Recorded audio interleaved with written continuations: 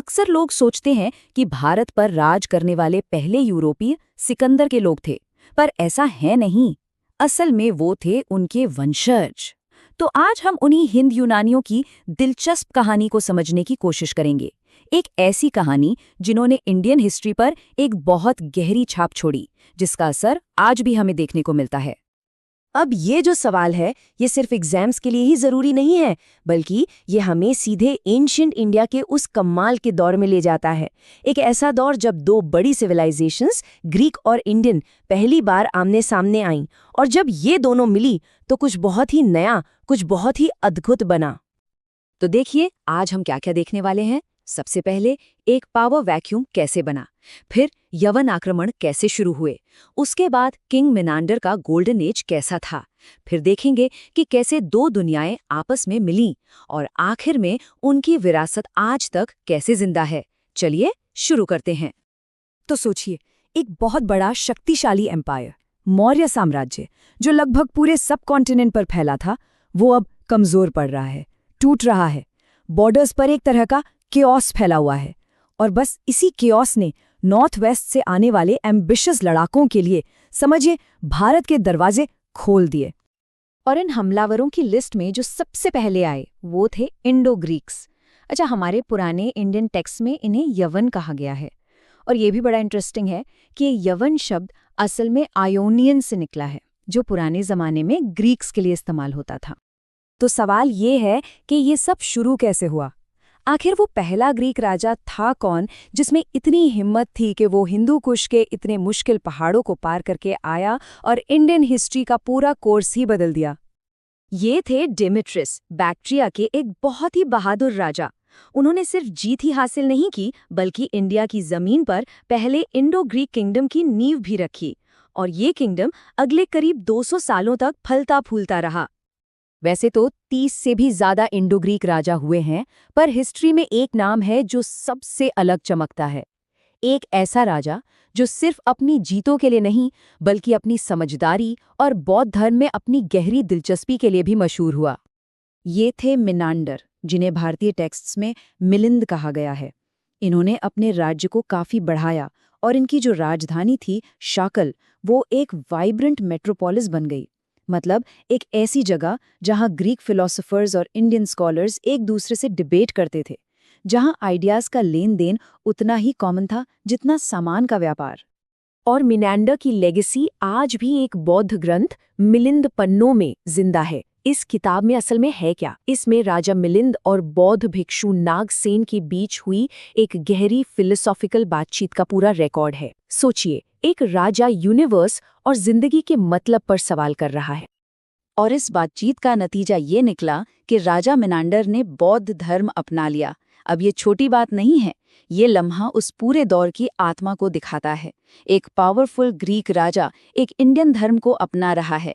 ये सिर्फ जीत की कहानी नहीं है, ये कल्चर्स के मिलने की, एक होने की कहानी है। और ये जो मिलना जुलना था, ये सिर्फ धर्म तक ही नहीं रुका। इंडो ग्रीक रूल का असर पॉलिटिक्स से कहीं ज्यादा आर्ट, साइंस और यहाँ तक कि रोजमर्रा की जिंदगी पर भी पड़ा।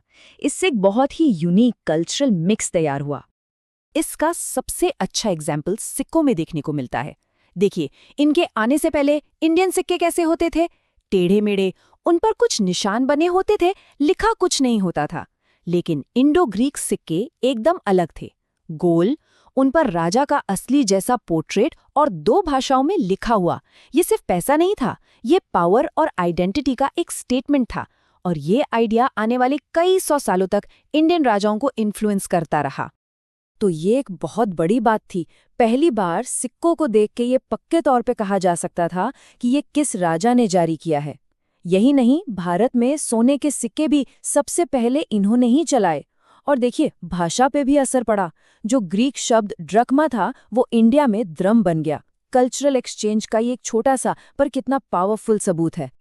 तो इंडो ग्रीक्स अपने साथ यही हेलेनिस्टिक आर्ट का स्टाइल लेकर आए, और फिर हुआ ये कि ये स्टाइल यहाँ के लोकल थीम्स और आइडियाज के साथ बहुत ही खूबसूरती से मिक्स हो गया। और इस फ्यूजन से जन्म हुआ मशहूर गांधार स्कूल ऑफ आर्ट का। इसका सबसे क्लियर एग्जाम्पल हमें बुद्ध की शुरुआती मूर्तियों में मिलता है। उनमें जो लिपटे हुए कपड़े हैं या जो घुंघराले बाल हैं, वो फीचर्स सीधे सीधे ग्रीक देवता अपोलो की मूर्तियों से इंस्पायर्ड थे। सच में ये ईस्ट और वेस्ट की कला का एक संगम था। और असर सिर्फ कला तक नहीं था। थिएटर में पर्दे का इस्तेमाल, जिसे यवनिका कहा गया, मतलब यवनों से आया हुआ। एस्ट्रोलॉजी और एस्ट्रोनॉमी पर भी इनका बहुत गहरा असर पड़ा। यहाँ तक कि एक पुरानी इंडियन किताब गार्गी संहिता में लिखा है कि भले ही यवन बर्बर हों, पर एस्ट्रोनॉमी लाने के लिए उन्हें ऋषियों की तरह सम्मान देना चाहिए। ये कितनी बड़ी बात है ना? ये दिखाता है कि नॉलेज और साइंस किसी बॉर्डर को नहीं मानते। तो सवाल ये उठता है कि अगर इनका असर इतना ज्यादा था, तो फिर इन इंडो ग्रीक किंगडम्स का हुआ क्या? ये खत्म कैसे हो गए? चलिए देखते हैं कि इस कहानी का अंत कैसे हुआ। इनका पतन दो बड़ी वजहों से हुआ। एक तो अंदरूनी लड़ाई, 30 से ज्यादा राजा और राजकुमार आपस में ही लड़ते रहते थे, जिससे वो अंदर से कमजोर हो गए। और दूसरा, बाहरी हमले। सेंट्रल एशिया से शक कबीलों ने लगातार हमले करने शुरू कर दिए और इनके इलाके छीन लिए। मतलब एक तरफ घर की लड़ाई और दूसरी तरफ बाहर के दुश्मन। इसी ने उनका अंत कर दिया। आखिरी जो इंडो ग्रीक राजा माना जाता है वो था स्ट्रेटो सेकंड, और उसके बाद उनकी पॉलिटिकल पावर तो खत्म हो गई। लेकिन इसका मतलब ये नहीं कि वो लोग गायब हो गए। नहीं, वो यहीं की आबादी में, यहीं के कल्चर में घुल मिल गए और इंडिया के मल्टीकल्चरल फैब्रिक का एक हिस्सा बन गए। करीब करीब 200 साल, इतने लंबे समय तक इंडो ग्रीक्स ने नॉर्थ वेस्ट इंडिया के हिस्सों पर राज किया। तो लगभग 2 सदियों तक वो सिर्फ बाहर से आए हमलावर नहीं थे, बल्कि इस इलाके की हिस्ट्री, कल्चर और डेवलपमेंट का एक बहुत जरूरी हिस्सा थे। और ये कोट भी यही बात कहता है कि ग्रीक लोग वो इस इलाके के लोगों में मिल गए। ऐसा नहीं हुआ कि वो सब मारे गए या वापस ग्रीस लौट गए। उनकी कहानी सिर्फ जीत की नहीं है, बल्कि यहीं बस जाने की, यहीं का हो जाने की है। तो कुल मिलाकर जो सबसे बड़ी बात हमें याद रखनी है वो ये है कि इंडो ग्रीक्स एक कैटलिस्ट की तरह थे। उनके आने से ईस्ट और वेस्ट के बीच कल्चर, आर्ट और साइंस का एक जबरदस्त एक्सचेंज शुरू हुआ, जिसने इंडिया की कला, सिक्के बनाने के तरीके और साइंस को हमेशा के लिए बदल दिया। तो आखिर में हम उन्हें क्या कहें? हमलावर, व्यापारी, या फिर भारत और वेस्ट के बीच बना पहला कल्चरल ब्रिज? शायद वो ये तीनों ही थे। उनकी कहानी हमें यही सिखाती है कि हिस्ट्री को सिंपल लेबल्स में नहीं बांधा जा सकता।